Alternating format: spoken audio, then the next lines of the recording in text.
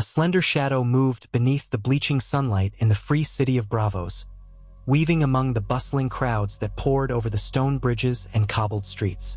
The day was crisp, with a faint breeze blowing in from the lagoon to stir the hem of travelers' cloaks. Bravosi merchants in bright silks hauled casks of spices, salt fish, and shimmering pearls while urchins dashed about, begging for coins or pilfering inattentive pockets. Here, in the richest of the free cities, even the patter of footsteps on the wet stones seemed to ring with coin. Jaqen Hagar blended with the throng as effortlessly as a ripple merges with the sea. Today he wore the appearance of a slim man with sun-creased skin and short hair tinged the color of rust. He could be a Bravosi sellsword or a Lysini tradesman or a simple laborer, for all the notice passers-by took of him.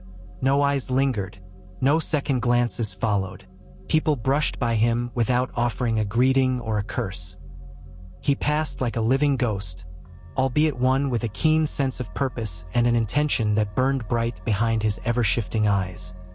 He made his way to an unremarkable establishment near the edge of the canal, a tall, narrow building that boasted 2 floors and a small sign shaped like a knife. It was a lodgment catering to travelers who valued privacy over ostentation, a place known to certain folk who required a discreet hand. Jaqen stepped within, letting his senses map the dark corners. Smells of stale ale, sweat, and old pipe smoke hung on the air. A single, pock-faced proprietor squinted from behind a battered counter, though he made no move to greet this new arrival. It was no matter. Jaqen had come for a meeting, one carefully arranged by the employer who had sent for him in hushed terms. He ascended a narrow flight of creaking stairs until he reached a small room on the 2nd floor with a door crafted from warped, splintering planks. He paused, listening for any presence inside.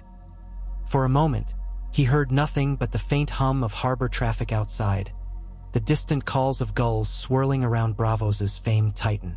When he lifted his hand to knock, the door swung open of its own accord. Inside, a single candle flickered on a table. The figure who waited was cloaked in head-to-toe black, a garment so plain it drew attention solely for its unrelieved color.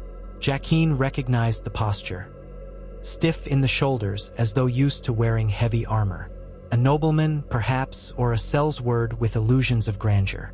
The man's face was hidden beneath a hood, but Jaqen caught the barest glimpse of a jaw set in determination.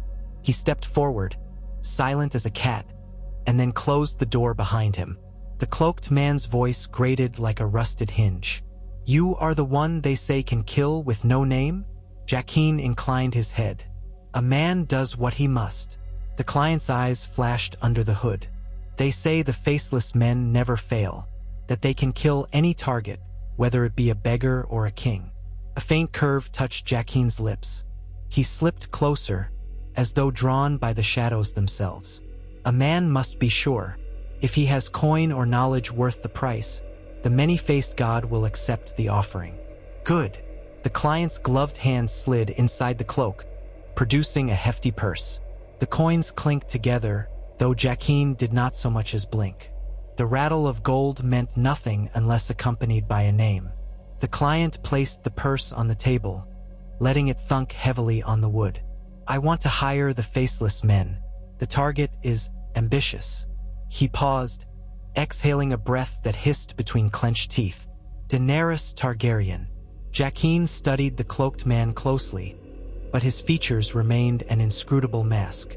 The mention of the name did not surprise him as much as it might have surprised a common sellsword. Daenerys Targaryen's renown stretched from the narrow sea to the red deserts of the east.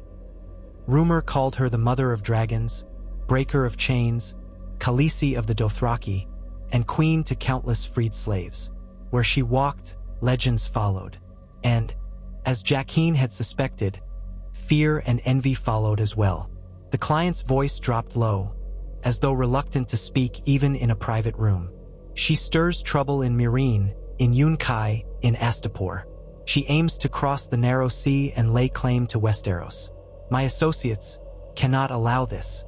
We cannot risk her dragons. We cannot risk the legacy she may reignite." Jaqen said nothing at first. The House of Black and White accepted contracts without personal bias. What was important was that the debt be paid to the many-faced god, that the target's life belonged to the god of death. He had heard whispers that many powerful interests in Westeros wanted Daenerys Targaryen dead. Some great houses out of fear for their own power, others because they dreaded dragons returning to the Seven Kingdoms. It was said the Iron Bank itself might have concerns, although Jaqen never placed more faith in rumors than was wise. Rumors were threads in the loom of illusions. It was the business of the faceless men to see clearly. "The price is high," Jaqen said at last, measuring every word. "For a queen, and not just any queen, a mother of dragons, a breaker of chains. The cost is more than gold. The faceless men demand commensurate payment. Many times we ask for other forms of coin, knowledge, secrets, gifts of power. Is the man prepared to offer such?" The client's fingers tensed over the purse. "I have means, more than gold. I have knowledge of Valyrian steel hidden away across the sea, tomes of magic from the Shadowlands, perhaps even certain artifacts. No sum is too large so long as the deed is done." Jaqen's unreadable gaze lingered. His mind turned in quiet arcs, assessing what tools or knowledge might be necessary. To slay a Targaryen in a far-off city was no small matter, especially one guarded by unsullied blood riders, freedmen in thrall to her cause, and more perilous than all three dragons. It was not the first time the House of Black and White had accepted a contract of such enormity. The question was whether to undertake it now, and whether Jaqen was the one for the task. "Let a man see," he said at last, brushing one hand lightly over the purse. The gold inside was substantial, perhaps triple or quadruple the usual rate for a contract, even a princely one. But if knowledge was offered, knowledge as lethal as the woman in question, then the House of Black and White might accept. He took the purse, hefted it to sense its weight. Then he nodded, a single curt motion. "The many-faced god accepts. A contract has been formed."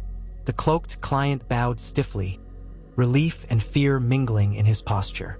He started to say more, then thought better of it and merely backed toward the door. Before departing, he lowered his hood to cast a final glance at Jaqen's face. But Jaqen's features had already shifted to something forgettable, a face the man would not recall the moment he left the building. Then the client was gone, vanished into the labyrinth of bravos. Alone, Jaqen stood motionless, letting the hush settle. In the gloom, he felt the tug of fate, perhaps not his own, for the faceless men had shed their illusions of self, but the fate that belonged to the many-faced god and his design. The house had taught him that all men must die, Vala Morgulus, but the manner of each passing was shaped by the subtle strings of the world's tapestry. A Targaryen with dragons threatened to rewrite that tapestry. Jaqen glided from the room, already shifting his face once more. The slender man with the rust-colored hair vanished. Another face replaced it, that of a spare-limbed youth. He walked briskly through the lower level of the lodging house, ignoring the suspicious look of the pock-faced proprietor, and emerged into the Braavosi daylight. The city carried on as it always did. No one heeded him. The wind from the lagoon brushed his cheeks, and seabirds cawed as if mocking secrets no mortal ear could interpret. It was time to prepare.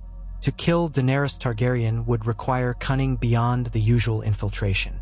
Her court was rumored to overflow with loyalties. The Unsullied led by Grey Worm, the Dothraki sworn to their Khaleesi, the freedmen who saw her as a living savior, and the dragons, the winged beasts that soared in the skies above Slaver's Bay.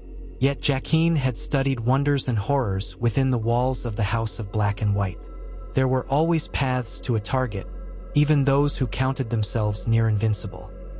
He headed through the winding avenues of bravos toward the iron doors of the House of Black and White. Situated on a small, rocky isle in the shallows, its solemn silhouette rose from the waters like a silent sentinel. Entering, he left his borrowed face at the threshold, letting the calm hush of the temple envelop him like a hood. The wafting sense of candle wax and decay mingled with the hush of the black pool inside.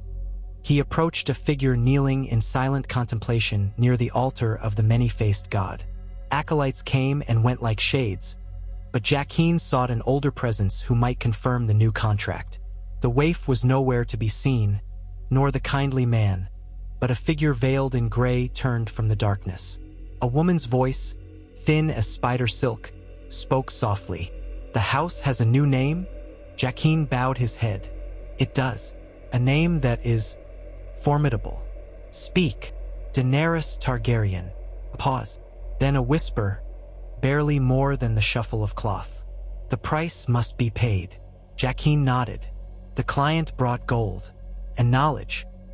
"If the house accepts, a man will depart on the next tide to Volantis, then onward to Meereen." Silence hung between them, thick with unspoken calculations. Then the veiled woman inclined her head in a gesture of acceptance. "So be it. The house has been waiting. The rumors from Slaver's Bay are troublesome. Vala Morgulis." Thus it was that Jaqen Hagar set forth from Braavos the next evening, wearing a new face, bearing the coin purse and the promise that each coin sealed a contract with the many-faced god. He took ship from the busy Braavosi docks, sailing first to Volantis with a group of pilgrims journeying to see the Red Priests at the Temple of the Lord of Light. Jaqen kept his counsel, blending in with them, speaking little, always listening. He heard more rumors about the Dragon Queen. Some revered her as a messiah, others spat curses about her meddling in the slave trade. It was said she had wed Hisdar Zo Lorak in Meereen to bring peace, though the arrangement was fraught. Rumors claimed she vanished astride a dragon during an uprising in the fighting pits. Every whisper told a tale of upheaval. When Jaqen arrived at Volantis, the air was sweltering and thick with the stink of rotting fish and incense. Enormous elephants trundled through the streets, carrying wealthy Volantines on their backs while slaves in iron collars scurried about, attending to errands. The heat pressed against Jaqen like a living thing, but he let it wash over him. He parted ways with the pilgrims, adopting a new guise as a traveling merchant from Pentos. In a matter of hours, he secured passage on a broad river barge heading east along the Valyrian roads. The route would eventually lead him to Meereen's gates, though it might take weeks. Time was unimportant. The many-faced god was patient. Death arrived precisely when it was meant to. As Jaqen journeyed further inland, the civilized facade of Volantis gave way to dusty roads that wound among old ruins. The old empire of Valyria had left its scars across the land. Collapsed pillars, half-buried statues, patches of glassy rock formed by dragonfire. He passed caravans bearing wines, spices, and silks. He encountered slavers with battered lines of captives. He saw freedmen heading east, spurred by stories of the Dragon Queen who liberated slaves. Some were eager to join her cause, while others wanted to see if the rumors of opportunity under her rule were real. He listened, gleaning more. Daenerys Targaryen was rumored to be forging a new society in Meereen, though rebellions and sabotage were common. The Sons of the Harpy haunted the streets at night, murdering freedmen and unsullied alike. Yet Daenerys was rumored to have the loyalty of thousands, and possibly the loyalty of her greatest weapon, Drogon, the black dragon with red-tinged scales, said to be large enough to swallow a horse. In the nights, Jaqen rehearsed the many faces he might wear. Perhaps he would arrive as a freedman seeking refuge, or as a Yunkish ambassador. Perhaps a Dothraki outrider or a foreign sellsword. Each disguise had its merits. Each would give him a different vantage to come within reach of Daenerys Targaryen. Still, the final shape of his approach would depend on the intricacies of the city. Slaver's Bay was no simple place, and the Queen's watchful allies made infiltration a challenge. Eventually, the walls of Meereen rose in the shimmering distance. Jaqen traveled as one of many, a caravan that had drawn from the dusty roads outside New Guise. He had chosen the guise of a modest merchant, wearing loose-fitting robes of dun color and a broad-brimmed hat to shade against the unrelenting sun. An unassuming donkey carried a few barrels of salted fish and preserved fruits, trade goods that would pass any cursory inspection. No one paid him much mind. All eyes seemed drawn to the city's high pyramids, draped in new banners bearing the sigil of the three-headed dragon. Some soared the proud red dragon of House Targaryen, but others displayed a stylized silhouette of the three dragons in black on red, reminiscent of the old Valyrian Empire. Outside the main gates, a line of travelers awaited inspection by the Unsullied. These soldier eunuchs wore spiked bronze helmets, faces concealed behind thin veils of steel. Their spears were upright, their discipline unyielding. Nearby, a few freedmen and city watch officers bustled, herding new arrivals, directing them to the gates or turning some away. Jaqen quietly observed a group of Yunkai ambassadors in bright yellow robes. The ambassadors wore carefully neutral expressions as they were escorted inside. Tension brewed between Yunkai and Meereen, yet it seemed Daenerys allowed them limited entry. Perhaps her rule was not as ironclad as she wished it to be, or perhaps she sought to maintain the fiction of diplomacy. At last, Jaqen's turn came. An Unsullied stepped forward, spear in hand, scanning him with a gaze that looked ironically lifeless for a warrior of such lethal skill. Jaqen bowed his head. "I am Ullo of Pentos," he said in perfect Valyrian, adopting an accent that suggested a less refined city merchant. "I come to trade fish and fruit, if it please the queen." The Unsullied blinked but said nothing. Another man stepped close, a freedman official with a stylus and wax tablet. "Name?"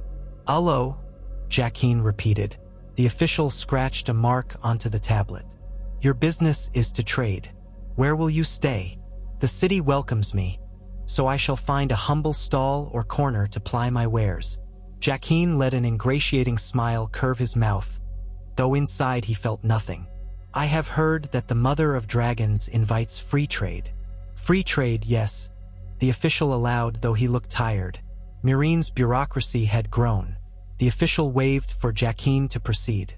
"Do not cause trouble, or the Unsullied will see you out." Jaqen bowed again, guiding his donkey through the gates. Within the city, he found himself surrounded by a swirl of new life and old tension. The streets were crammed with stalls offering half-rotten fruit, pungent fish, and small souvenirs extolling Daenerys' liberation. Freedmen in rough-spun garments mingled with foreign merchants in bright silks. But the presence of armed patrols was just as visible. Unsullied squads at every major intersection, freedmen's watch volunteers in plain armor near the markets, and occasionally figures wearing veils or hoods who slipped into alleyways. The Sons of the Harpy had not been eradicated, or so rumor said. Jaqen led the donkey toward a side street with an open-air bazaar. He purchased a small space from a bored freedman's watch official, set up his barrels, and began selling salted fish in a low, even voice. Now and then he haggled with passers-by, adopting the mannerisms of a weary but honest merchant. His vantage allowed him to absorb the pulse of the city. Day after day, he spent hours in the bazaar, forging tenuous acquaintances with neighboring merchants. He listened as they gossiped about the queen's new marriage, about the dragons kept in a large pit. 2 had been chained before, but they were rumored to have grown large and testy. He heard rumors that Drogon, the largest, still roamed the skies beyond the city's walls. Some claimed to see him perched atop the Great Pyramid at night, roaring his displeasure.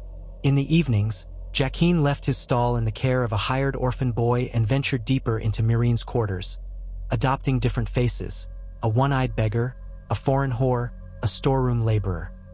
He gleaned scraps of knowledge from Unsullied near the barracks, eavesdropped on drunken freedmen boasting in a smoky tavern, and followed the footfalls of unknown conspirators into the labyrinthine passages beneath the Great Pyramid.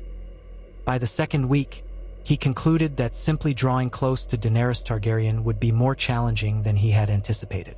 The queen often held court in the Great Pyramid's audience hall, but would-be petitioners had to wait in line for hours, and only a select few were admitted. Even if Jaqen could approach her with that tactic, the hall bristled with guards, including Grey Worm himself, who seldom strayed from the queen's side. Missandei, Daenerys' closest counselor, was said to be ever watchful. There were also new arrivals in her retinue, including Tyrion Lannister, a man rumored to have a cunning mind. But infiltration was only one step. Killing the queen in public risked immediate retaliation by her loyalists. A blade in the night was more prudent, but Daenerys seldom slept alone. Rumor said she walked frequently among her people, but always surrounded by Unsullied and Freedman's watch. She might spontaneously visit the fighting pits to quell unrest, or stride through the markets to scatter rebellious crowds. Yet each time she emerged, an honor guard trailed her. The dragons, while not always at her side, were an ever-looming threat. As the days turned to a fortnight, Jaqen contemplated another approach. Sowing infiltration among her council, perhaps impersonating one of her new advisors or capturing the identity of a guard. But Daenerys' circle was watchful. They remembered betrayals past. He weighed a direct approach, a single swift thrust of the dagger at the right moment. But the many-faced god demanded subtlety, and Jaqen's talents thrived on patience. He watched Daenerys once from afar when she ventured out to quell a dispute between two freedmen squabbling over property once owned by their former masters. She arrived on a white mare, wearing simple garments unsuited to a queen, guarded by a half-dozen unsullied. Jaqen witnessed the awe in the crowd's eyes as they parted before her. He felt the hush that fell when she raised her voice. For a moment he saw not a mere mortal but a symbol. The illusions that cloaked Daenerys Targaryen were powerful indeed, and illusions could be as lethal as any blade. Later that night, Jaqen changed faces again and gained entry to the pyramid's lower levels. Deep within the Great Pyramid's underbelly, he found the large chambers where two of the dragons, Viserion and Regal, had once been chained. The metallic tang of scorched stone still hung on the air, though the beasts themselves were no longer confined there. Rumor said they had grown fierce enough to snap their chains. The gloom was broken by sparse torches set in brackets, each flickering in the swirling currents of stale air. He prowled past a door guarded by two unsullied. Their expressions, though hidden behind bronze masks, suggested alertness. Beyond them, the corridor led to private rooms, though Jaqen was unsure how often Daenerys used them. If he lingered too long or tried to pass unnoticed, he risked discovery. So he faded back into the darkness, scouted alternative routes, took note of hidden passages behind pillars and false walls. The labyrinth was vast. If he was to strike, he would need a quiet corner where the queen might wander alone. But Daenerys Targaryen seldom wandered alone, if ever. One evening, after patiently selling his fish all day and gleaning scraps of news about a rumored alliance with the Dothraki, Jaqen retreated to a small rented room near the outskirts of the city. By candlelight, he pondered a new possibility, targeting her dragons first. If the dragons were removed, her image as the mother of dragons would be shattered. Her guard might relax, her aura of invincibility might fade. Yet even faceless men had no illusions that slaying a dragon was a simple feat. The House of Black and White possessed certain arts, but none so direct as to conjure a blade proof against dragonfire. The client had mentioned Valyrian steel and arcane knowledge, but Jaqen had not gleaned enough to risk a direct assault on the beasts. That approach might lead to an unholy conflagration before he could near Daenerys. Still, the queen was not unassailable. If the sons of the Harpy could slip daggers in the dark, so too could the faceless men. Jaqen reasoned that forging a temporary alliance with the Harpy's remnants might open a door. They despised Daenerys. They wanted her gone. But they were also a scattered group, slowly being crushed by her forces. Desperation sometimes bred carelessness. If he approached them as a kindred conspirator, they might see through his disguise, or they might welcome him. The danger was high, but so too was the potential for results. Slipping into the night, Jaqen donned the face of a freed Myronese man with a battered face, as though from years of ill use. He let his hair go wild, his clothing become ragged. Moving through the poorly lit districts on the outskirts, he followed rumors of a Harpy hideout in a deserted building used for storing grain in the old days. Freedmen seldom passed near after dark, and the city watch avoided it, suspecting ambush. He crept through an alley. A stench of decay and sewage assaulted his nose. At the far end, he saw the building, a tall structure with boarded windows. A single torch lit the front step. Jaqen moved like a wraith. If the sons of the Harpy lurked inside, they would have lookouts. Sure enough, a figure crouched behind broken crates near the entrance. Jaqen darted behind a rubble pile, caught the faintest glimpse of a face beneath a golden mask. He waited, breath silent, until the masked guard shifted attention. Then he approached from behind, pressing a slender knife to the man's neck. "Quiet!" he hissed in the local tongue. "A friend or close enough. A man seeks an audience." The guard stiffened. "You dare?" "One shout, and your life is forfeit," Jaqen warned. "I bring no love for the Dragon Queen. Let us speak. Let me inside." The guard's breath rattled. He nodded. Slowly, Jaqen withdrew the knife but kept it ready. The guard rose, adjusting his golden mask, and led Jaqen to a side entrance. Inside, they passed through a narrow corridor, barely lit by a single flickering lantern. The smell of musty grain rose from the floorboards. Another masked figure stood at the far end, spear in hand. The guard explained in hushed tones that Jaqen sought an audience with their leaders. The second figure pointed to a rickety stair and demanded Jaqen leave his weapons behind. Jaqen made a show of compliance, removing a few small knives, a short sword. He kept a hidden dagger at his calf, well disguised behind the folds of his ragged clothes. A life as a faceless man never left him truly unarmed. He ascended the stair, hearing quiet conversation from above. The floor at the top opened into a space that might once have been an office or storeroom. Several men and women lurked here, all wearing the gold masks styled after Myreen's ancient harpy. Their eyes burned with a mixture of zeal and anxiety. One stepped forward. "Who are you?" Jaqen bowed slightly. "A man that wants to see the Targaryen bitch dead," he said, adopting the crude vernacular he knew they favored. "Call me Rizhar if you like." A harsh laugh escaped someone in the shadows. "So do we. But you are a fool to come here alone." Jaqen allowed a thin smile. "I hear the sons of the Harpy are fewer these days, and less bold.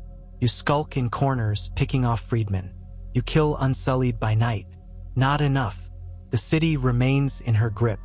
You want to break that grip? So do I." "Why?" demanded a woman's voice from the corner. "What is she to you that you should want her dead? She took my father's land, freed his slaves, and left us with nothing. She preaches her so-called liberation, but what of us who once thrived in the old ways? We starve. Our city is overrun by outlanders." Jaqen laced his tone with bitterness. "We must reclaim Myreen. And how do you propose we do that?" The speaker was a tall man wearing a finer mask than the others, one adorned with small rubies at the edges. He might be a leader or a wealthy backer. Jaqen shrugged. "The Dragon Queen is rarely alone. We know that. She has unsullied and freedmen crawling out her arse. But everyone has to sleep. She must have some place, sometime when her guard is thinner. Or if we can disrupt her allies, maybe we can force her to make a rash move. Her dragons can roast an army. We have no means to defeat them," muttered one man. Jaqen let a sneer curve his lips. "Do they roost in her chambers? The black beast vanished, I hear. The other two are caged, or nearly so. No one has seen them soaring overhead. Perhaps the dragons are not as fearsome now." He paused, letting tension coil. "I have a plan. If you will help, I can get close. I'll need a diversion, something that forces her to come out in force. Once she does, I'll do the rest." Murmurs rose among the masked conspirators. Some feared that any show of force would draw the dragon's wrath. Others insisted that a bold strike was their only option left. Eventually, the tall man in the ornate mask silenced them with a gesture. "Rizhar, if that is your name, why should we trust you to do the rest? We do not know you." Jaqen met his gaze. "You can kill me now if you want, but it gains you nothing. At best, you lose an ally. At worst, you forfeit the last chance to see that woman's lifeblood spilled on these streets." The tall man breathed heavily behind his mask. Then he nodded. "We will discuss this plan of yours. You remain here." The conspirators withdrew to a corner, whispering among themselves. Jaqen listened with a trained ear, gleaning half a dozen potential vulnerabilities in their group. They were poorly organized, battered by the Queen's forces, and haunted by fear of infiltration. If not for desperation, they would never have considered trusting a stranger. But desperation was exactly the wedge Jaqen intended to exploit. At last, the tall man returned. "We will hear you. What do you require?" "My donkey," Jaqen quipped drily, then turned serious. "I need you to stage an assault on her freedmen's watch along the main thoroughfare when the queen rides out to greet the people. She does so every few days. Some nonsense about forging trust. Once the fighting breaks out, her guard will close in to protect her. In the chaos, I'll slip behind her lines. You keep the attention on yourselves. I'll deliver a blow that ends her." "How do you know she will ride out that day?" demanded another conspirator. "We do not know her schedule."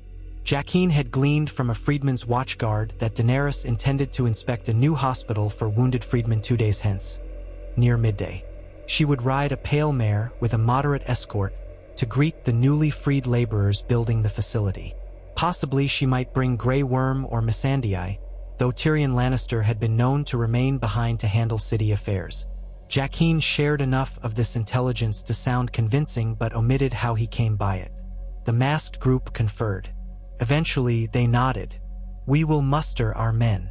"You had better be right," warned the tall man, "or your corpse will feed the crows."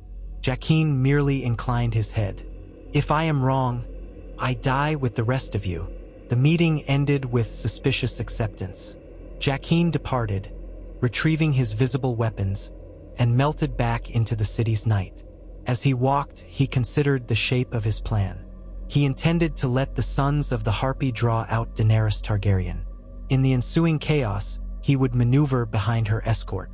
A single dagger, a single moment, that was all a faceless man needed. Then he would vanish into the crowd, adopting a different face and fleeing Meereen with the contract fulfilled. Still, an itch of caution tugged at him. Daenerys Targaryen was no fool. She had survived numerous attempts on her life. She possessed cunning advisors and a devoted retinue.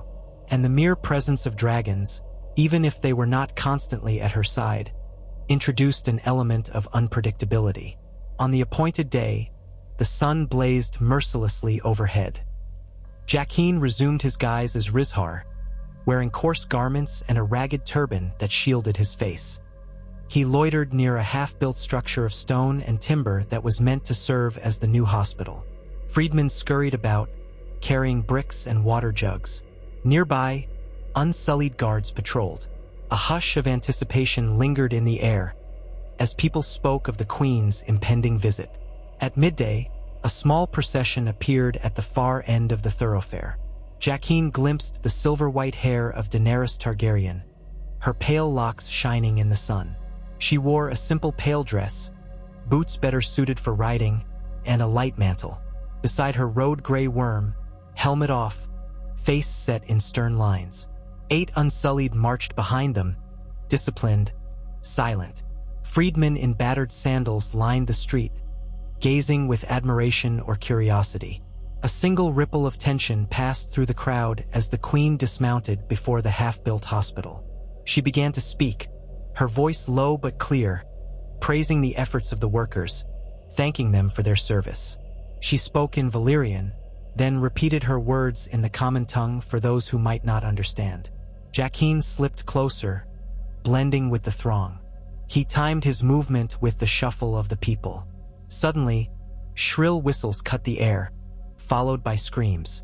On an adjacent street, half a dozen masked figures leapt from hiding, hurling spears at the freedman's watch. Shouts of alarm rose. One spear found its mark, impaling a watchman. The crowd erupted in panic, scattering in all directions.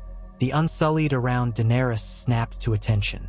Grey Worm barked orders, dividing his men, some to protect the Queen, others to engage the attackers. Freedmen's watch reinforcements scrambled from the hospital area. Chaos exploded. People ran, colliding with each other.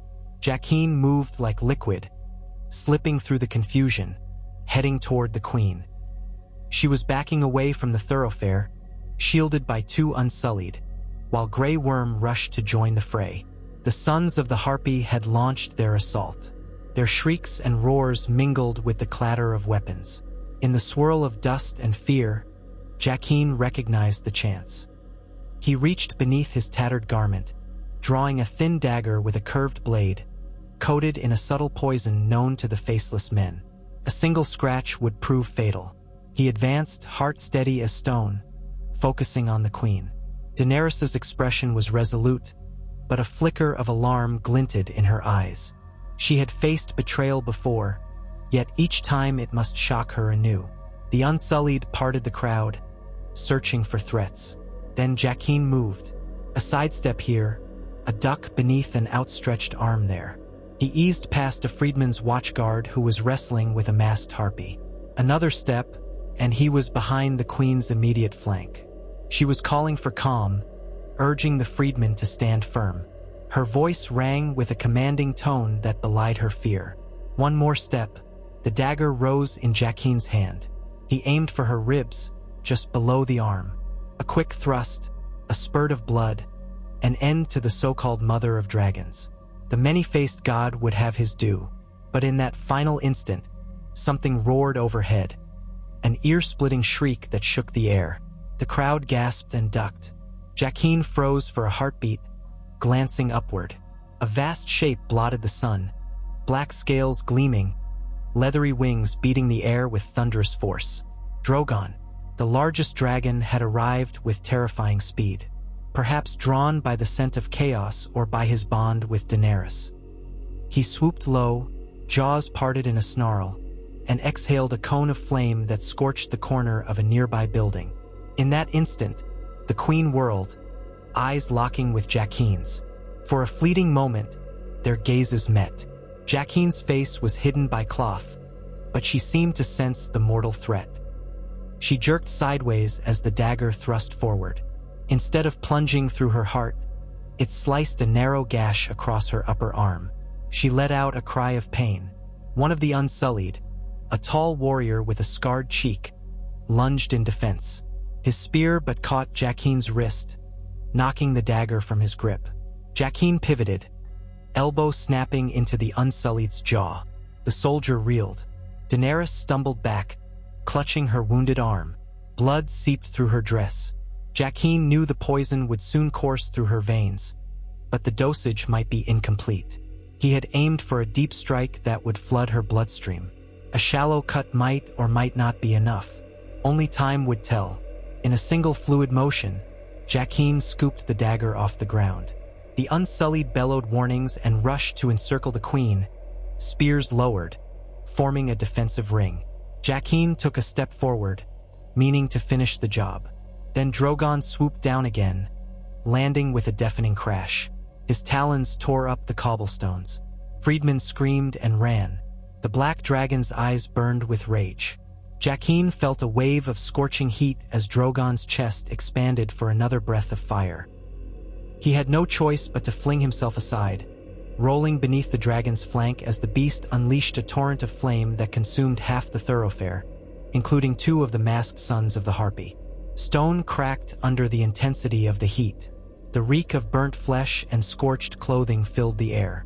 Jaqen's eyes stung, but he clenched his jaw and pressed on. He had failed to land a killing blow. The queen still stood, though wounded. The plan was unraveling. He used the chaos to dart toward a side alley, but an Unsullied soldier intercepted him.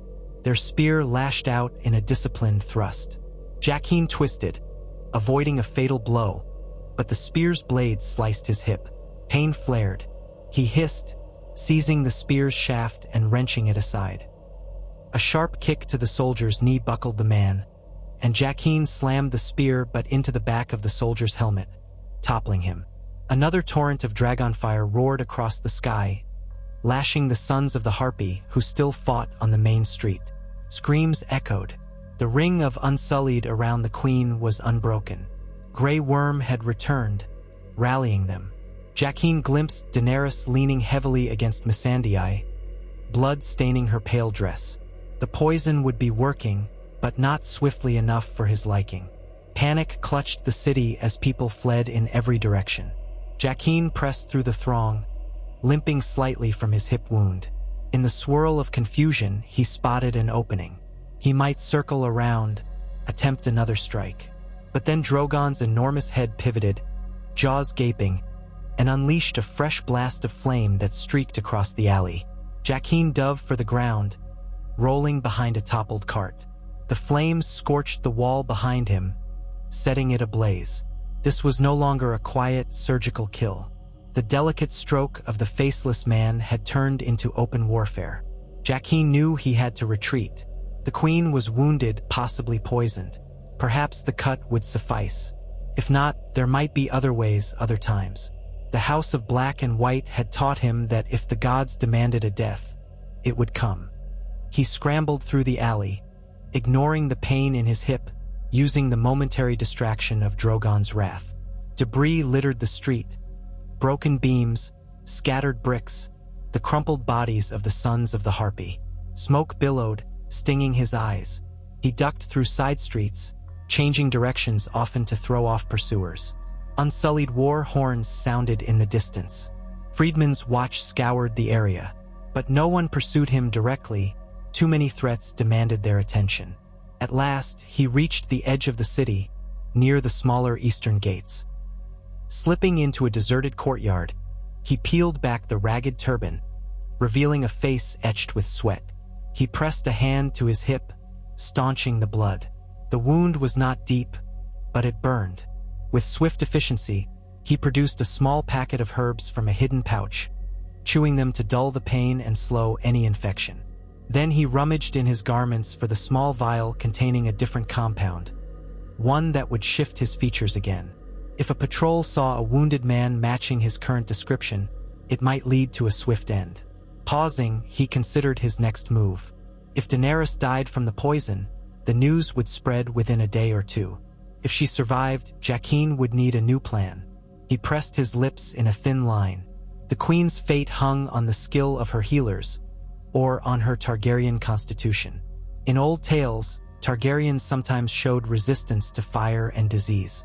Jaqen had no illusions that such feats were guaranteed, but the rumor persisted. He carefully changed his face, letting the dryness of the compound stiffen his skin. An itching wave of transformation rippled across his features. Within minutes, he bore the countenance of an older man with sunken cheeks, an appearance that might pass for a fisherman or a petty craftsman. Checking the alley, he melted back into the city. A day passed, then another. News spread of an assassination attempt on the queen. The sons of the Harpy had staged an ambush, but Daenerys had been guarded by Drogon's timely arrival. Many were dead, sons, freedmen, even bystanders. Daenerys herself was injured but alive. Whispers claimed she was gravely ill, that she lingered in bed with a fever. Others said she had dismissed healers and refused to show weakness. The city roiled with unrest, fueled by the fear that more attacks might come. The Freedmen's Watch cracked down harshly, rounding up suspected conspirators. Some were executed in the plazas to set an example. Jaqen observed all this from a distance. His attempts to re-enter the Great Pyramid in disguise failed. The guards had doubled their vigilance. No one was admitted without thorough checks or explicit permission. Grey Worm and Missandei seldom left Daenerys' side, and Tyrion Lannister took charge of many public matters. Soldiers patrolled the streets in G. Reader numbers. The city's fear and tension had soared. Even the sons of the Harpy seemed to have gone to ground, too fearful to mount another assault for the moment. If Daenerys succumbed to the poison, Jaqen reasoned, it would happen within days. Yet day by day, new rumors surfaced that the queen was recovering. The wound had festered. She had endured a high fever, but she still drew breath. In time, the city watchers claimed she was sitting up, though still weak. Freedmen began to gather in prayer circles outside the pyramid, chanting blessings. Some believed her survival proved she was destined to lead. Others claimed the attempt had failed because she was a dragon by blood, immune to mortal poisons. Though Jaqen knew such talk was exaggerated, he had to face the likelihood that her robust constitution, or the minimal dose of poison introduced by his shallow cut, had not been enough to kill her. The contract remained unfulfilled, and with the city locked down and suspicion rampant, another direct attempt would be even more difficult. If he lingered too long, he risked discovery by the Freedmen's Watch or the Unsullied. Still, the many-faced god had accepted the name Daenerys Targaryen. Jaqen would see the contract through or die in the attempt. Under the pall of heightened security, he spent nights exploring the labyrinth beneath the Great Pyramid again. This time, he was forced to evade not only the Unsullied but also more Freedmen's Watch patrols. Progress was slow. He nearly ran afoul of a watchman near the old dragon pit but managed to slip behind a column. The watchman carried a torch, its flicker illuminating the black scorch marks left by the captive dragons. The watchman paused, scanning the darkness, then moved on. Jaqen exhaled. He had come too close to discovery. On the third night since the failed attempt, Jaqen discovered a small sally port, an exit used, perhaps, by the pyramid staff to remove refuse or slip out discreetly. The door was locked, but the lock was not complicated. With a slender pick, Jaqen teased the tumblers until it clicked open. He slipped inside, senses alert. A foul smell greeted him, rotting scraps of food, perhaps from the pyramid's kitchens. He crept along a short passage that led upward in a winding ramp, lit by only the barest slivers of moonlight through overhead gratings. At length, he reached a door barred from the inside. He listened carefully. No voices. Carefully, he lifted the bar. The door opened onto a narrow corridor that showed signs of moderate foot traffic. Torch sconces lined the walls, unlit at this hour. Choosing a path at random, Jaqen moved deeper into the pyramid. Once, he hid in an alcove when footsteps approached, a pair of Freedmen's Watch guards patrolling. He overheard their conversation. The queen was still bedridden, but her fever had broken. Grey Worm had insisted on doubling all watch rotations.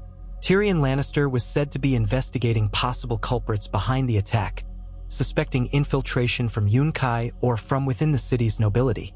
The guards griped about lack of sleep before moving on. When they were gone, Jaqen emerged and continued. He needed to discover the queen's location. If he could find her bedchamber, perhaps he could finish the job quietly. He carried a small vial of a more potent venom this time, something he could mix into a cup of wine or dab on her lips with a stealthy kiss. But he had to reach her first, and she was likely surrounded by watchers. He felt his way up a spiral staircase. A faint glow at the top suggested a more public corridor. He could not simply emerge in his current guise. He needed a better face, a better disguise. Yet the potion he used to alter his face was limited. He had enough to shift once more if needed, but it was not something he could do frequently without raising suspicion.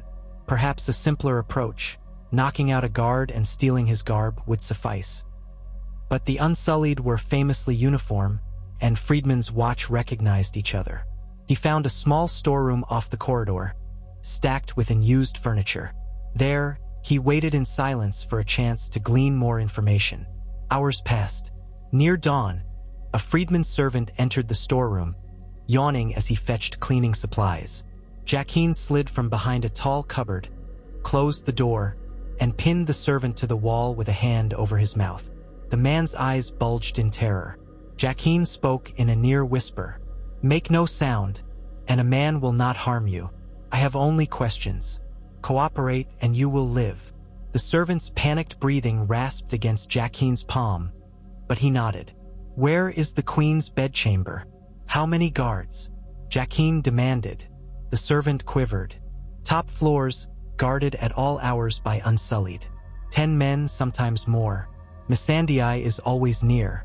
They do not let servants in unless they are specifically summoned." Jaqen considered. "Does the queen take a midday meal? Does she drink wine? How does she receive her healing potions?" The healers come to her. We bring them hot water, fresh linens, but the watch checks everything. They taste the water. They taste the wine. Everything is tested. The dragon's breath, if they suspect poison, they say. "Please, I know no more." Jaqen nodded slowly. "Very well." The servant's eyes pleaded silently. Jaqen hesitated, then decided the man could not be allowed to raise an alarm. He closed his free hand around the servant's neck, applying a precise grip on the artery. Within moments, the man's eyes rolled back, and he slumped into unconsciousness. Jaqen carefully lowered him to the floor, binding his wrists and ankles with torn strips from a tablecloth, then gagging him. The man would awaken, but not soon enough to raise an immediate alarm. Leaving the storeroom, Jaqen slipped down a flight of steps, heading for the sally port. The corridor was busier now. Morning had come and the pyramid staff were moving about. He concealed himself behind crates, letting the footsteps fade before moving on. At last, he emerged back into the alley, squinting against the brightening daylight. He retreated to his temporary lair in a small half-collapsed building near the old Myrinese fighting pits. There, he stitched his hip wound closed with a needle and thread, gritting his teeth through the pain. Then he contemplated his next steps. Gaining direct access to Daenerys' bedchamber seemed nearly impossible given the new security. Unless a new notion sparked in his mind. He recalled the queen's close confidant, Missandei, the Nathi scribe. She often remained by the queen's side, perhaps acting as an attendant or caretaker while Daenerys recovered. If Jaqen could intercept Missandei at some vulnerable moment, perhaps he could wear her face. That would be a risky gambit, given their physical differences and Missandei's unique presence. Yet the arts of the faceless men allowed for illusions that transcended such boundaries. With Missandei's face, he might gain entry to the queen's chamber unchallenged. The ruse would need to be swift, for once he spoke, the Unsullied might suspect something if his accent or mannerisms were off. Still, it was a possible path to success. Jaqen weighed the moral consequences. Missandei was a kind-hearted, innocent figure by most accounts, but the many-faced god demanded no moral judgments, only that the contract be fulfilled. Death came for all eventually. He set about gleaning Missandei's routine. Over 2 days, he scouted the Great Pyramid from outside, observing who entered and exited. Tyrion Lannister took multiple visits, conferring with the Freedman's Watch. Grey Worm seldom left. Missandei, however, stepped outside on the morning of the second day, accompanied by only one unsullied guard. She walked to a nearby apothecary to gather herbs for the queen's continued treatment, or so the rumors suggested. Jaqen followed. He wore the guise of an elderly beggar, stooped and leaning on a staff, face half concealed by a cowl. Missandei's pace was quick, her expression anxious. The unsullied guard scanned the street for threats. Jaqen kept a distance, letting the swirl of city dwellers hide him. When she entered the apothecary, Jaqen slipped around the back. The building's layout was cramped, with shuttered windows. He tried one, found it barred. Another window was open to the alley, though stifling hot air rolled out. He peered inside. The back room held shelves of dried herbs, potions in clay jars, and a table with a mortar and pestle. No sign of Missandei or the guard. They were likely at the front, speaking with the apothecary. He listened. The conversation was muffled, but he heard Missandei's soft, clear voice listing ingredients for a restorative tea. The unsullied guard occasionally interjected, sounding impatient. Eventually, the apothecary rummaged for items. Missandei spoke of the queen's progress, how her fever had subsided, though the wound remained painful. Jaqen poised himself. The moment Missandei moved toward the rear of the shop, he would act. Sure enough, the footsteps drew closer. Missandei came to retrieve some items from the back shelves. The guard remained near the front, presumably. Jaqen tensed. The moment Missandei entered the back room alone, Jaqen slid silently through the open window, dropping behind her. She sensed something, half-turned. Shock flashed across her face. Her lips parted to scream. Jaqen struck swiftly. One hand clapped over her mouth, the other holding a small, sharp needle coated in a potent toxin. He jabbed it into her neck, feeling her body jerk in alarm. She tried to struggle, but the toxin worked fast, sending her into a spasm of dizziness. Tears sprang to her eyes, her hands flailing weakly at Jaqen's arms. He lowered her to the floor, still covering her mouth, grimly aware that the guard in the next room might hear even a muffled cry. Missandei's gaze locked on his, wide with terror, pleading. For an instant, Jaqen recalled the frightened servant he had left bound in the storeroom. This was not an old slaver or a tyrant. This was a kind soul. But the many-faced god's design was inexorable. Her struggles eased. Her eyelids drooped, breath fluttering. Jaqen pressed a palm gently over her nose and mouth to hasten unconsciousness, ensuring she did not linger in pain. The House of Black and White had taught him mercy in his kills, when possible. When she lay still, he listened. The unsullied guard was conversing with the apothecary, oblivious that Missandei had not returned. Jaqen moved quickly. He rummaged in his pouch for the small jar of face-altering salve. Working rapidly, he took a paring knife and a slender length of cloth. He made a cut along Missandei's hairline, enough to gather the required portion for the dark ritual of the Faceless Men. The swirl of illusions and sorcery he employed was subtle, but it demanded physical contact with her face. Carefully, he performed the process in near silence, layering the salve. Outside, the guard's voice rose in question. "Missandei?" Jaqen gritted his teeth. The procedure was not complete. He needed more time. The footsteps of the guard sounded, approaching the back room. Jaqen had no choice. He stood, half-transformed, face a patchwork of illusions as the magic began to settle. He could not let the guard see him in this half-state. The guard shoved open the door. "Missandei? R." He froze, seeing the unconscious form on the floor, the shadowy figure standing over her. Jaqen lunged. The guard was well-trained, raising his spear in a flash. The weapon's tip caught Jaqen's chest, grazing across his ribs. Pain flared, but he twisted aside, driving his own short blade up and under the guard's chin. The guard wore a partial steel gorget, yet Jaqen found the gap. Warm blood spattered. The guard gurgled, eyes rolling back, and collapsed. Cursing under his breath, Jaqen realized the noise would draw the apothecary. Indeed, frantic footsteps already approached. He had seconds. He dropped to his knees, finishing the face-gathering ritual with trembling haste.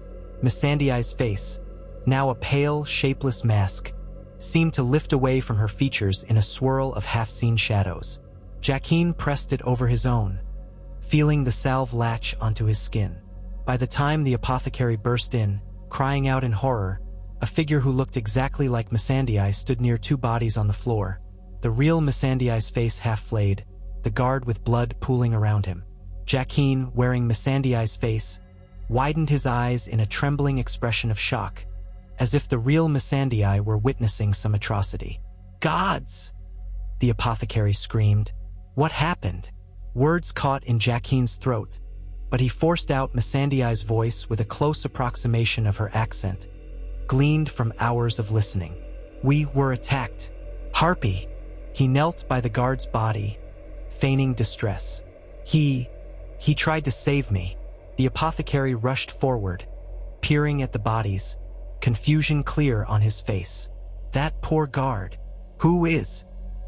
He pointed to the disfigured woman's corpse, which horrifyingly wore Missandei's features beneath the partial flaying. The illusions had left behind a shell that might be unrecognizable, though the clothing was the same. Jaqen/Missandei stammered, forcing tears to his eyes. "She was a conspirator wearing my clothing to try and pass as me." The guard saw through her. They fought. She stabbed him, and then he struck her down. "Oh gods!" He buried his face in his hands, feigning sobs. The apothecary seemed torn between horror and confusion, but time was short. Jaqen could hear commotion from the front of the shop. Others would arrive. Friedman's watch might appear. He had to make a swift exit, but to do so would be challenging without raising suspicion. He seized the apothecary's arm with trembling hands. "Please, I must get back to the Queen. She is still unwell. This attack must be reported. Can you handle this?" He gestured at the bodies. The apothecary nodded numbly. Yes, of course, Missandei. Go quickly. I will fetch the watch." Jaqen gave him a look of gratitude, then rushed out, adopting Missandei's graceful stride and posture. He breezed through the front, where a few startled patrons gawked, but did not impede him. Once in the street, he forced himself not to hurry too obviously. Missandei's face, clothing, and voice should be enough to fool casual observers, so long as he avoided those who knew her intimately. Even then, the guards likely would not suspect. He realized, with no small irony, that if the freedman's watch approached him now, they might escort him straight to the queen's chamber. Indeed, that might be the surest path. Yet he had to be cautious. Grey Worm, Tyrion, or Daenerys herself might sense something amiss if he spoke too long. The moment he was alone with the queen, however, he could deliver the killing strike. Or he could use the potent venom he carried, slip it into her water or press it to her lips. Thus resolved, Jaqen strode with purpose toward the Great Pyramid. People recognized Missandei, stepping aside with respectful nods or murmured well wishes. Approaching the main gate, he encountered unsullied guards. "Missandei," one said, dipping his head. "Is the queen's medicine ready?" "Yes," Jaqen responded in her voice. "Open the gates. The queen must have this quickly." One guard peered at him curiously. "You are unharmed, my lady? You look shaken." Jaqen lowered his gaze, feigning distress. "We were attacked at the apothecary. My guard was slain. I must see her grace at once." The Unsullied's face hardened. "I am sorry, Missandei. We will avenge him. Let me escort you." The gates opened. The Unsullied accompanied Jaqen inside. Despite the tension in his chest, Jaqen maintained Missandei's regal bearing. Together, they climbed the steps and passed into the corridors leading to Daenerys's private quarters. Freedmen's watch stationed at intervals bowed or saluted Missandei. A hush lay over the halls, as though the queen's illness had subdued the entire place. Outside the bedchamber, two Unsullied stood at rigid attention. "Missandei," one greeted, "the queen has only just awakened. She is still weak.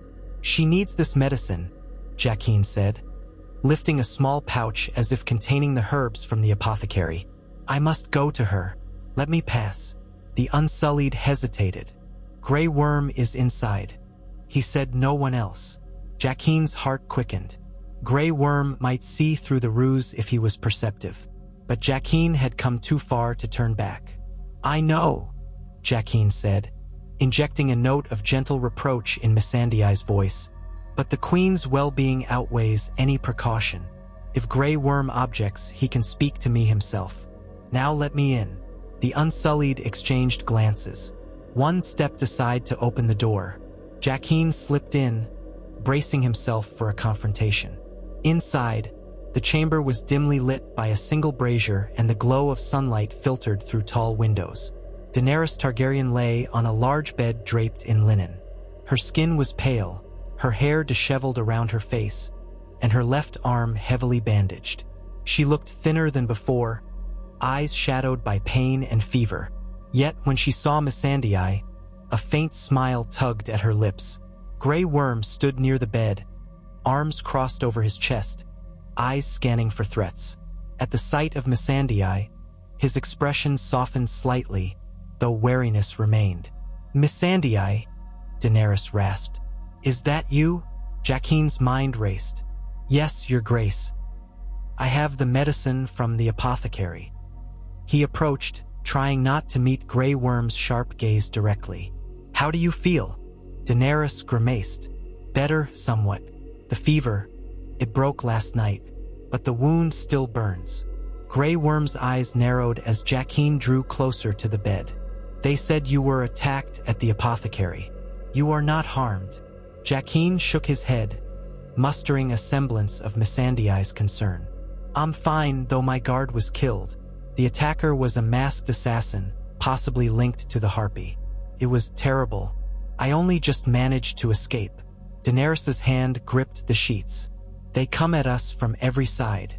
Our people bleed. And Her voice caught. "Grey Worm, help me sit up." He did so, gently propping pillows behind her. She winced, pressing a hand to her bandaged arm. Jaqen sensed the moment. The queen was weak and fatigued.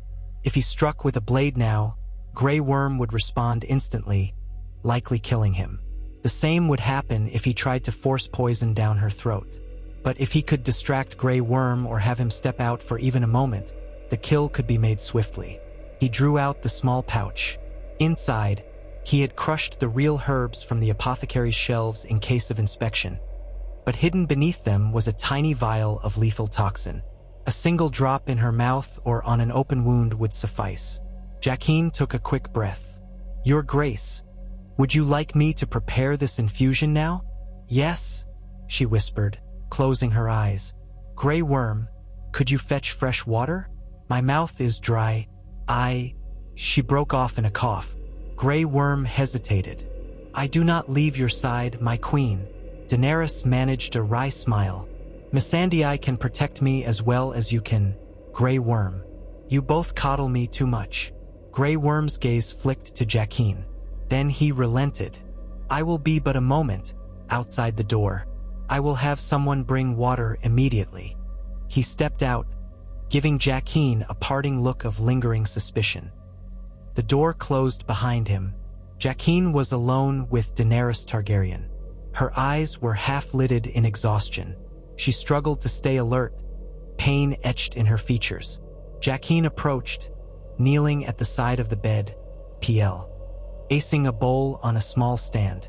He drew out the herbs, feigning the motions of preparation. Beneath them lay the toxin. Carefully, he loosened the stopper. Daenerys turned her head, regarding him. "Missandei, I want you to know how grateful I am. If I do not recover, you must carry on. Tell Tyrion, tell Grey Worm, that they must." She broke off, tears glimmering in her eyes. Jaqen's hand paused. Something in her raw vulnerability startled him. Though the faceless men had taught him that mercy was a false idol, he forced Missandei's gentle voice. "Your Grace, you mustn't speak like that. You will recover. You are strong." She tried to smile. "I hope so.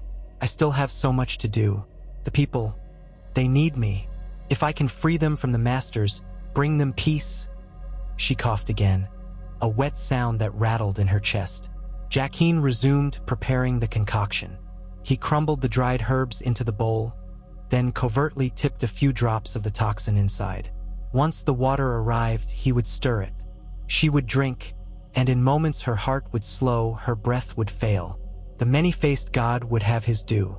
Daenerys swallowed, blinking away tears. "Missandei, please, get Grey Worm. I want you both to stay with me a while." Jaqen forced a soothing tone. "In a moment, Your Grace. Let me finish this infusion first." She nodded weakly, leaning back against the pillows. He heard footsteps outside. A freedman's watch soldier was bringing water. It was now or never. Jaqen drew the small stopper from the vial, letting a final drop fall into the bowl. Then he cast the vial aside beneath the bed. If the watch soldier insisted on tasting it, they would be tasting poison. That might raise suspicion, but if the queen had already swallowed enough to kill her quickly, it would not matter. The mission would be complete, and Jaqen could flee in the aftermath. The door opened. Grey Worm stepped in, carrying a pitcher of water, the watch soldier behind him. Jaqen accepted it with a nod, pouring water into the bowl. Grey Worm's gaze roved between them, unsettled. "Missandei, are you sure you are well? You look pale." Jaqen stilled. Perhaps his illusions faltered under the bright sunlight filtering through the window. He forced a wan smile. "I am just worried for the queen. Let us focus on her needs." Grey Worm's jaw tightened. He watched carefully as Jaqen stirred the mixture. A freedman's watch soldier stepped forward, as was customary for any meal or potion, to test it. "Forgive me, Missandei. We must be certain it is safe for the queen." Heart pounding, Jaqen mustered a look of vexation. "Do you not trust me?" Grey Worm's expression remained stoic. "We trust no one. The queen was nearly killed by poison once already. This is our duty." Jaqen's mind raced. If the soldier tasted the infusion, he would keel over in seconds, exposing Jaqen. In that instant, Grey Worm would strike. Jaqen might kill Grey Worm, but that would leave Daenerys guarded by others soon after. He might not have time to finish her. Without warning, Daenerys stirred. Her eyes snapped open, voice hoarse but commanding. "Enough! I trust Missandei. Give me the cup." The freedman's watch soldier hesitated, glancing at Grey Worm, who likewise seemed torn. Then Grey Worm gave a curt nod, stepping aside. Jaqen offered the bowl to Daenerys, forcing a calm facade. The queen's bandaged arm trembled slightly as she reached out. He leaned closer, assisting her. She raised the bowl to her lips. Jaqen watched, breath tight in his chest, as she took a small sip. The potent toxin was colorless, odorless. She would not taste it until it was too late. But as the warm liquid touched her mouth, Daenerys wrinkled her nose. She paused, pulling the bowl away. "Strange flavor," she murmured. "Is that normal?" Jaqen masked his alarm. "Some herbs are bitter, Your Grace. It will help fight the infection." She nodded, lifting it again. Another sip. Grey Worm watched intently, and so did the freedman's watch soldier. Daenerys swallowed. A hush fell over the room. Jaqen prayed to the many-faced god for the poison to work swiftly. Her eyelids flickered, as though sudden fatigue washed over her. Then she convulsed, a shudder coursing through her. The bowl slipped from her hand, spilling the remaining liquid. Grey Worm surged forward, catching Daenerys' shoulders. "Your Grace, Daenerys!" Her eyes rolled back, mouth opening in a silent gasp. Grey Worm whirled on Jaqen, fury contorting his face. "Missandei, what have you done?" Jaqen stepped back, heart pounding. The freedman's watch soldier lunged. Jaqen sidestepped, letting him stumble, then slammed the edge of the bowl into the soldier's temple. The man crumpled. Grey Worm drew his short spear, eyes blazing. Daenerys shuddered again, choking. Then, to Jaqen's shock, she forced her eyes open. A ragged breath tore from her lungs. A bloom of color stained her cheeks. She wasn't collapsing into death. She seemed to be fighting the toxin, as though battling an invisible foe within her. The Targaryen blood, or some freak resilience to poison, was at work. She coughed violently, spitting some of the infusion onto the sheets. Then her muscles tensed, refusing to surrender. Grey Worm snarled, rushing at Jaqen. With Missandei's slender form, Jaqen lacked the raw strength to deflect a trained warrior's assault. Grey Worm's spear lashed out, scoring a deep line across Jaqen's borrowed arm. The illusions flickered, the pain lancing. Jaqen hissed, twisting to avoid a finishing blow. He seized a candle stand, thrust it at Grey Worm's face. The soldier ducked, unrelenting. Another slash. Jaqen dodged, cursing under his breath. Daenerys was still breathing, albeit in spasms. Freedman's watch would pour in any second. A savage blow connected with Jaqen's ribs, driving the air from his lungs. He staggered, dropping the candle stand. Grey Worm pinned him against the wall, spear at his throat. The illusions faltered further, Missandei's features flickering like a reflection on disturbed water. Grey Worm's eyes widened in horror and rage as the false face melted away, revealing the visage of a stranger. "You are not Missandei," Grey Worm breathed, voice trembling with fury. Jaqen managed a thin smile.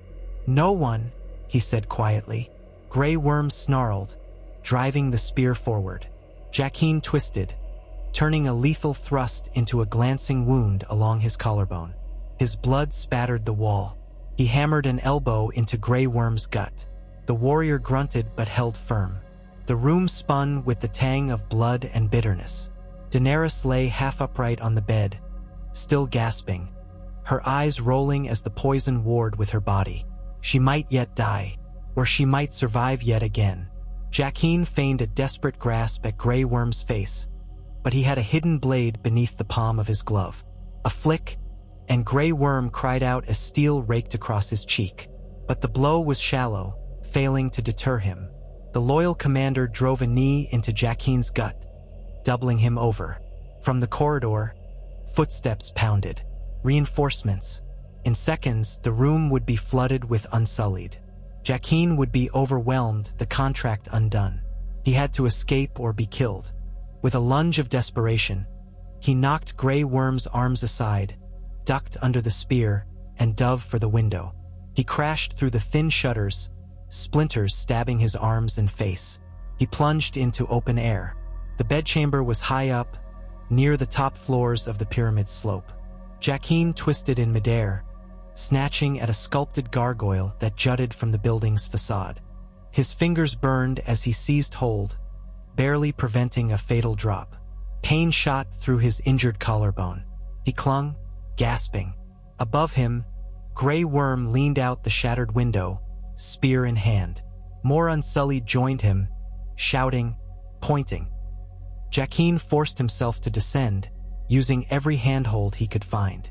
The slope of the pyramid was treacherous, each step carved into polished stone.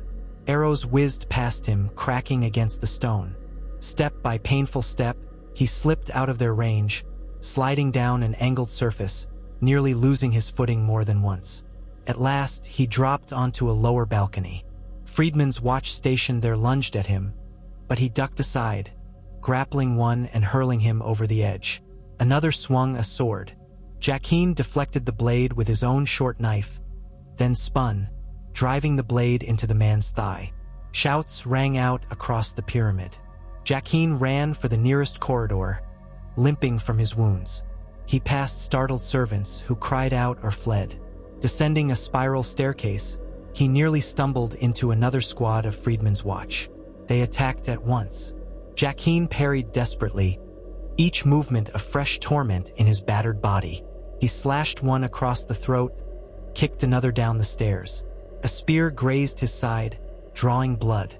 Panting, he shoved past them and dashed through a colonnade leading to an outdoor walkway. More arrows hissed by. Finally, he spotted the sally port below, the same one by which he'd entered nights before. 2 Freedmen's Watch guards waited there, alerted by the ruckus. Jaqen flung a throwing knife, catching one guard in the chest. The other guard charged. Jaqen was faster, sliding behind him and driving his blade up under the guard's chin, ending his life in a spurt of crimson. With trembling hands, Jaqen wrestled open the sally port. Alarms blared behind him. He stumbled into the alley, nearly collapsing from blood loss. The city outside was in an uproar. People peered at the pyramid, pointing at the commotion. Jaqen pulled up his hood, adrenaline fueling his steps. He had to vanish. A swirl of regret churned in his stomach. Despite multiple attempts, Daenerys Targaryen might still live. The last he saw, she was gasping, racked by poison, but not yet gone. And Grey Worm or the healers might find a way to save her again. The many-faced god had not yet claimed his prize. Jaqen stumbled through side streets, blood dripping from his wounds, ignoring the shocked looks of passers-by. He ducked into a deserted courtyard, found a locked shed. He picked the lock and slipped inside, barricading the door. There, by the dim light that seeped through cracks in the boards, he bound his wounds, stifling groans. If the Freedmen's Watch or the Unsullied mounted a citywide search, he might soon face a cornered death. But the labyrinth of streets might hide him if he could muster the strength to flee. As he patched himself, he felt the stinging failure weigh heavily. The contract remained incomplete. Daenerys Targaryen, mother of dragons, breaker of chains, had proved remarkably tenacious. The city was now fully alert, the Queen's defenders more vigilant than ever. No matter how skilled a faceless man might be, some illusions could not stand in the face of raw determination and, seemingly, a Targaryen's uncanny resilience. Yet Jaqen could not abandon the contract. A name had been given, a price paid, a god invoked.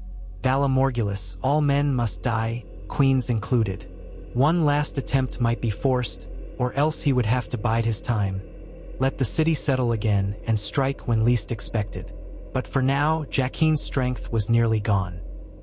He slumped against the shed's rough planks, breath ragged, and allowed himself a small grin at the irony. He was a faceless man, taught to be no one, yet he found himself tested by the unwavering spirit of Daenerys Targaryen. This was no ordinary contract. Perhaps even the many-faced god relished the challenge. The day's heat pressed in, stifling. Outside, The city roared with fear and anger. Jaqen listened, half in a haze, waiting for darkness to fall. Only then would he slip from Meereen, at least for a time. If the queen died by morning, the city would mourn. If she lived, the cat and mouse game would continue.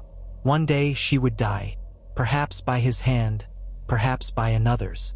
That was the truth of the world.